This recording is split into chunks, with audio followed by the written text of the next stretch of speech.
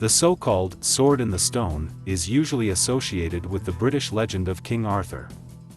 The story of King Arthur is known to almost everyone. In a very brief retelling, this story looks like this: the noble King Arthur wisely rules England.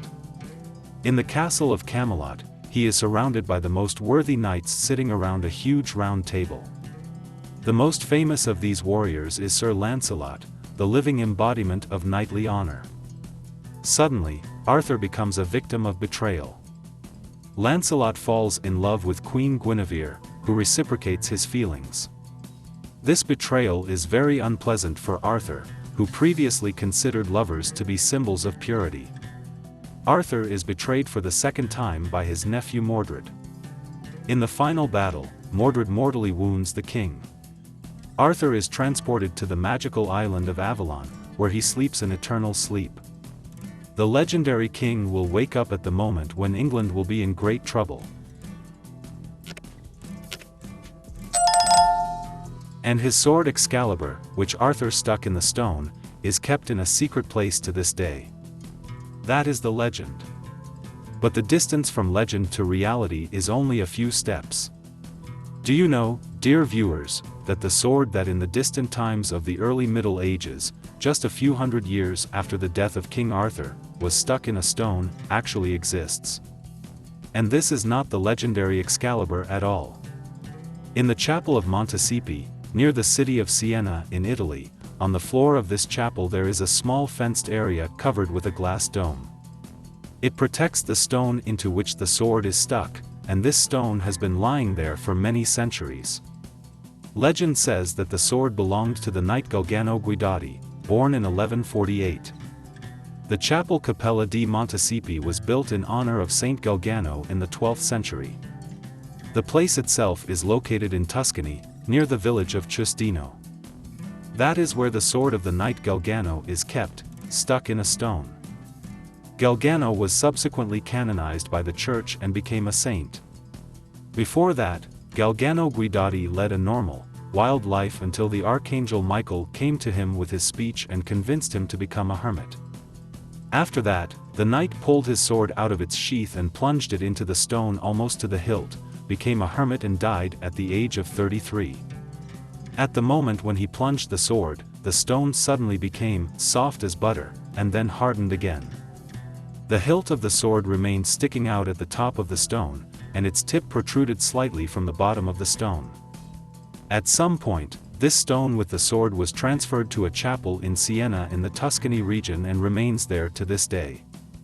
The monks made a monument out of the sword in the stone and enclosed it with special glass so that visitors to the chapel would not make stupid attempts to pull the sword out of the stone.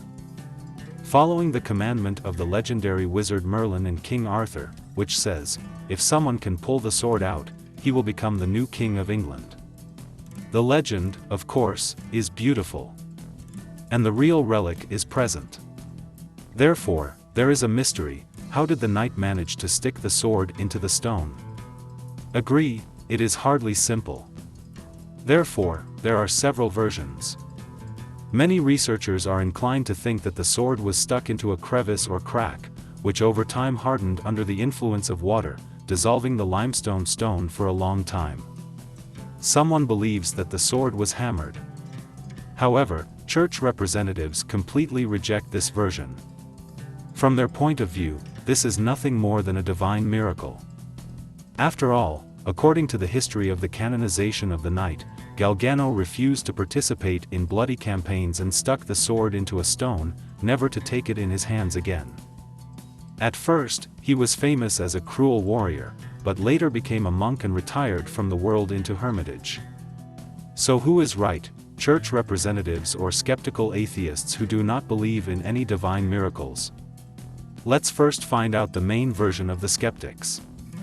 They cite a common method of soil silicification as an example.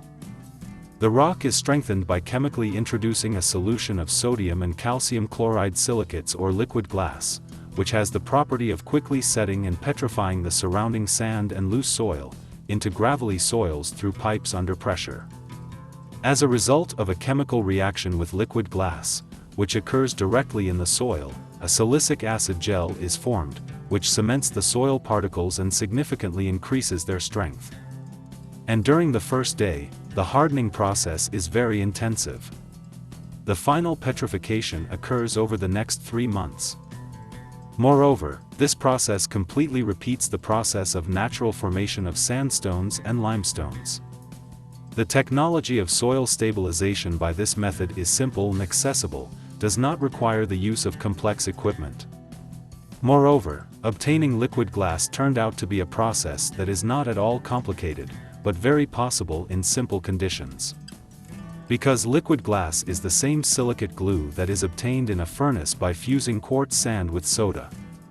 By the way, at that time in Europe there were kilns for burning lime, which was used to build monasteries and stone houses. This method has been used in our time.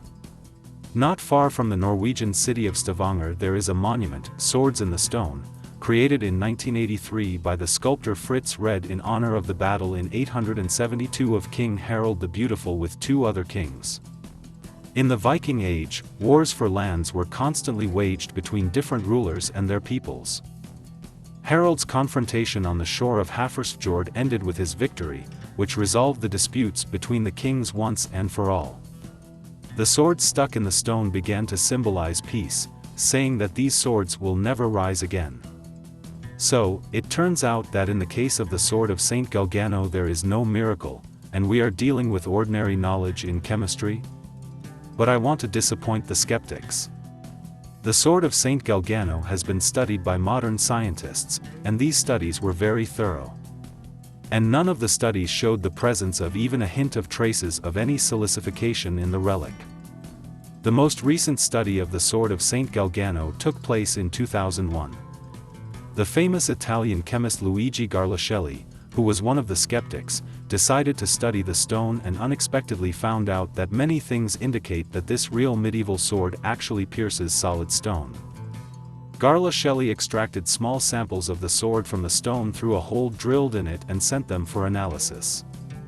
After conducting the studies, he highlighted the following facts: although iron artifacts cannot be accurately dated, the composition of the metal does not indicate the use of modern alloys, so it is completely compatible with a medieval origin.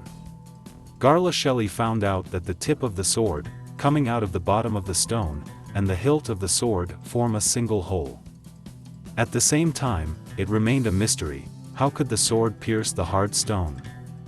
Garlaschelli did not believe that the stone could suddenly soften, but unfortunately he did not put forward another explanation. And he did not find any traces of artificial silicification either. The stone was a solid structure, without any cracks or holes. That is, this is exactly what the stone was like in the 12th century. Therefore, the only conclusion that suggests itself is that the representatives of the Church in this case are completely right, claiming that we are dealing with a miracle of God, that is, with a phenomenon that defies any laws of nature and science, and which is simply impossible to explain using modern human knowledge.